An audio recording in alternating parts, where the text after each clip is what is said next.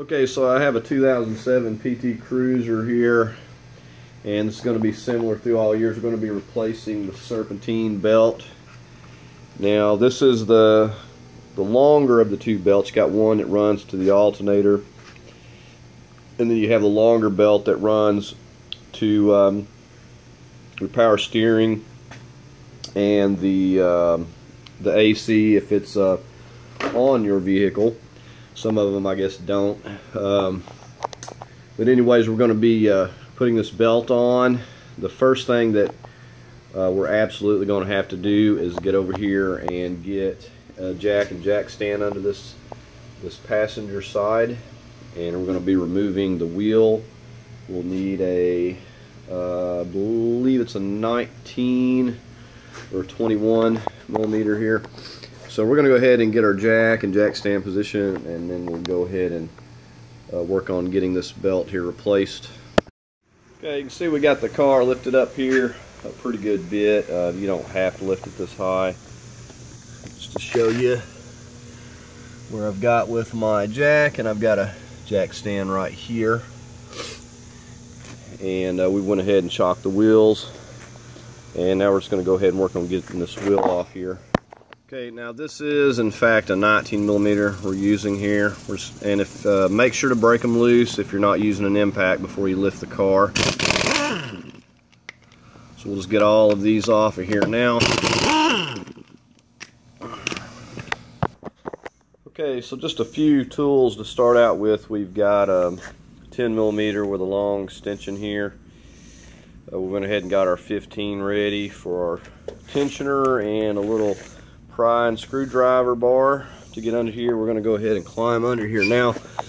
Now, if these cars, sometimes you won't even have this plastic flap, but if you do, then you're going to have to remove a few tabs, and it depends on what's missing, and everything's not even under here that should be, because a lot of times stuff gets ripped off. But we've got like a tab here, we've got a tab right here going into this, and there you'll probably have like another one up here or something. There's usually like 3 or 4 of them.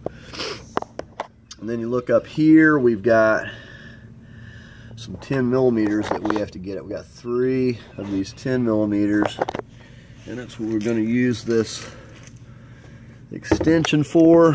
And we're just going to get up here and work on taking these loose one at a time here, and then we'll work on prying those little snaps and pops out of there so we can pull this flap out of our way, the splash shield.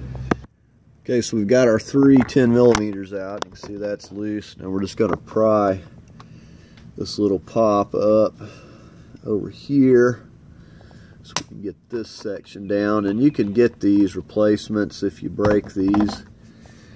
The main thing is just to put them back where you found them, because these things will be flopping around, rubbing on your tire, and you'll think you've got something coming apart. So it definitely needs to be secured. So we're going to go ahead and work this last one on out of here, and this should be about ready to come out. I'm just going to pull it down here, and it's a good time to take a look at your other stuff while you're under here. Make sure your mount's good. Make sure that your alternator belt is good. And that one's fine, but you can see the serpentine belt here. It's on borrowed time, so it's just all but ready to snap. And you can kind of see the way that it routes, just the image of it there, so you just kind of get an idea so you don't have any trouble putting it back. So it's just kind of like in a heart shape.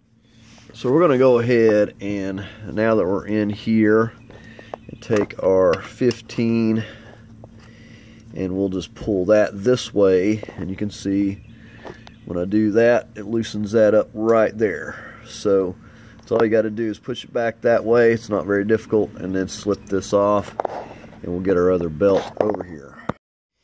And here is that part number, in case you didn't catch it earlier. And these are pretty good belts. And so you can just take a, do a comparison with your O belt as well, and just make sure that the length and stuff matches. But the way we're going to do is I'm going to go ahead and pop the hood, because it's easier to start this up there on that power steering pump. That's the most difficult part, is getting it around that. So we're going to start that from the top and just feed it down. And you have to make sure it stays on there while you're working it around these other pulleys as well. But we're going to start from up top. Okay, and like with most things, there's not a lot of room up here, but I just come up here and push that hose over and started it on this upper power steering pulley. And when you come down under here, you'll have to also make sure, as you're working this around, that you make sure that stays on there, because it will try to pop off and you'll have to redo it. So we're going to make sure that it stays on there, and then we'll start working it into place here. So it can be kind of tricky keeping it on that pulley, but you can see we pretty well got it. Now we'll go ahead and get our 15, just get it to about this point, and then I'll get my 15 and get on there and stretch it, and we'll go ahead and pop this onto our crank here. Okay, and again, just double check your belt, make sure that it's on there good, and it's not a bad idea just to run it and make sure that it's going to stay on without any issues, but it feels nice. And so at this point, we're just going to go ahead and get our flat back over here and we'll feed it back up into place.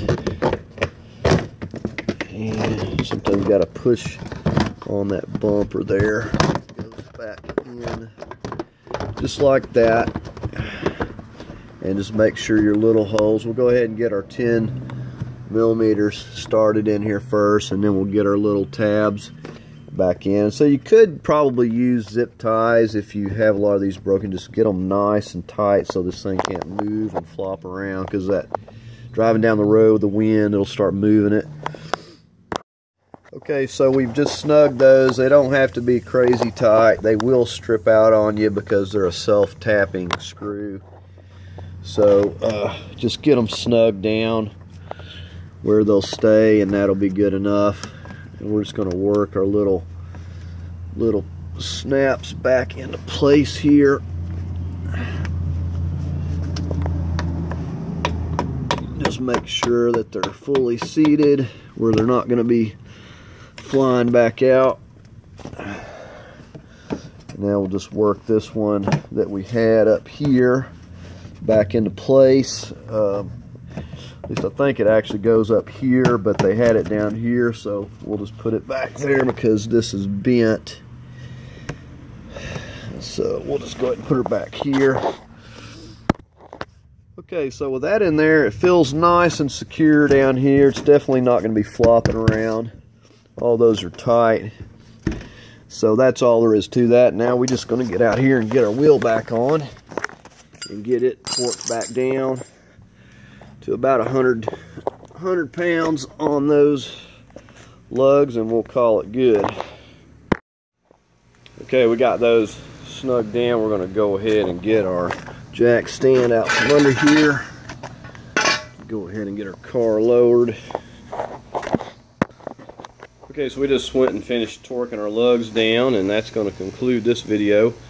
So if you found it helpful, please give it a like. As always, I invite you to subscribe, and feel free to check out some of my other videos. Thank you for watching.